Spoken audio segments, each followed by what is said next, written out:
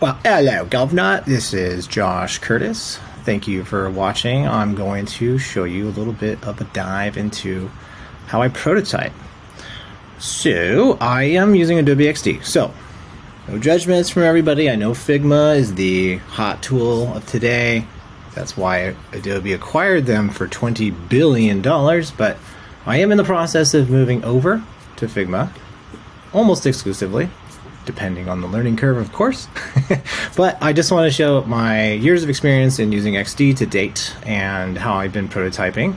I have dabbled with other prototyping tools like Figma, Sketch, etc., Vision, many over the years, and they're very fundamentally the same.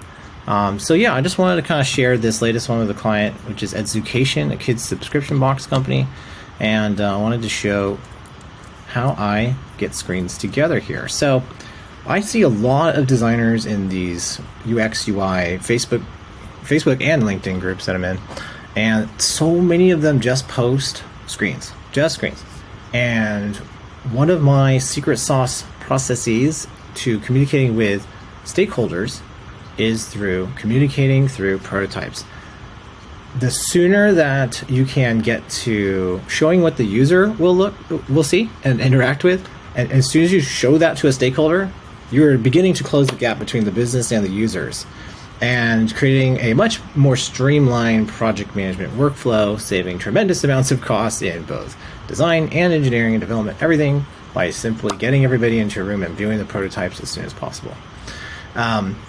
So what I do is I go into prototype mode here in XD, and this one, I only want to prototype what is essential to communicate the interaction, right?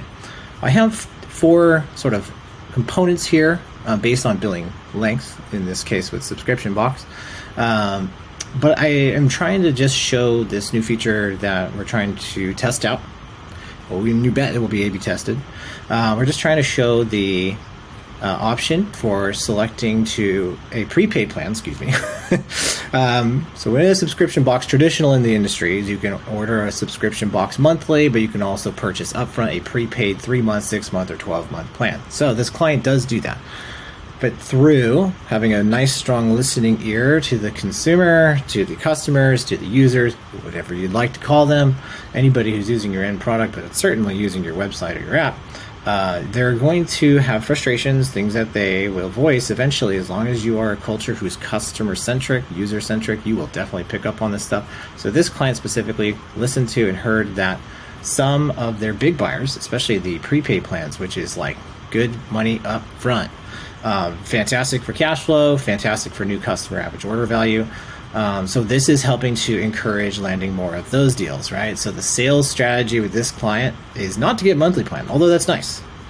A lot of people cancel and drop off. We want to encourage people to upfront as much as we possibly can to get these higher paying prepaid plans. So they get a smoking deal, of course, but for the times, for so far to date, it has been these plans auto renew after the time is done. The problem, though, and a lot of people have voiced this issue, is that after 12 months goes by, certainly after like the 3 and 6 months, they kind of forget that they've paid for this. And a lot of times they've paid for it as a gift for someone else. And to have to be surprised with like hundreds of dollars being deducted from your account, a lot of people sadly going over on their deduction and getting overdraft limit fees, all kinds of stuff.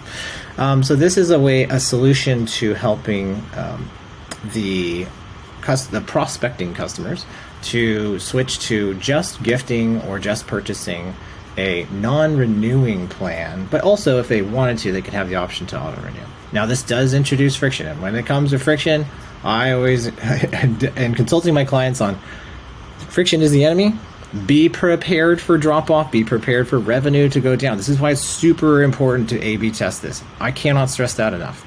A/B testing is the only way to truly know if an effect or change on the website could be for the negative, statistically speaking. This is an article that Microsoft had done a study on. 2 out of 3 changes to your website or app are going to fail.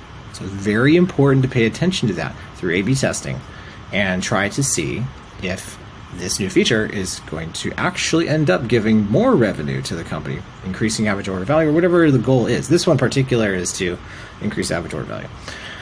Okay, so I don't want to go into that tangent, but it always deserves some context, some transparency into understanding why I prototyped it in this kind of a fashion. So non-renewing is the goal, but of course, to keep retain a high lifetime value, we still want to give those options for the people who want to auto-renew.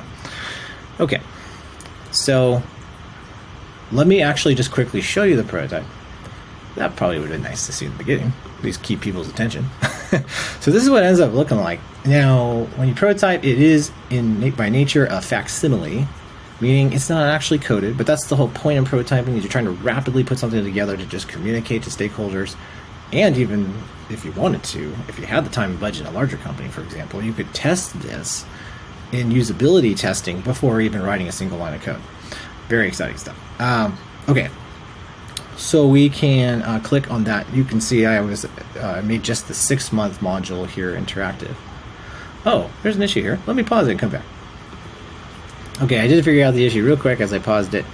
So there was actually the first flow. I think that other duplicate I was planning to work on, perhaps I didn't. A duplicate whole set of screens. So I went back to this one. I think this is the correct one. So let's try it out again. 6 month, and there you go. The option appears. There's not really a need to prototype it after this unless the stakeholder is really, really particular and just wants to see every single step. But it's easy to just say in the meeting, hey, this next step will just take them to the cart page, which we're all very much aware of and is currently functioning in that manner where, you know, prior to adding these new options, you would just click, let's say 3 month, and it'll just add it to the cart in the next screen. So there really is not a need to prototype that. Now you could quickly put that in a screen flow in a software I like, which is Overflow, but really you want to, just quickly communicate the changes, and only as few steps as needed. I did show, I believe, the means of toggling between. So you want to maybe show the behaviors of, like, can the user maybe deactivate this and go back to that. So this actually was pretty complicated to prototype this, to be honest, but it doesn't take me very long. Maybe just a couple hours, I think I had spent on this at the very most. Think about that. Like, even if you're paying your UX designer top hourly wage and you're getting a sweet prototype like this, I'm like, okay, all right, I'm tooting my own horn, I know, but you get a prototype like this in just a few hours, and it can save tons of time in meetings and back and forth and emails and Slack. And oh my gosh, when you get the visuals going right away, it really, really, really, really helps the process.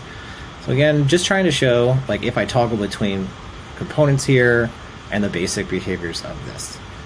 And of course, this is super helpful with communicating to engineers, my thoughts, right? So a lot of time I'm like trying to shape the idea with engineering, and as soon as I can show this to engineer or stakeholder and or users for usability testing, the better for everybody. Thank you for watching. Yeah, if you have any questions about like how this is all kind of laid out together, I am definitely happy to answer them. Thanks a lot. See ya.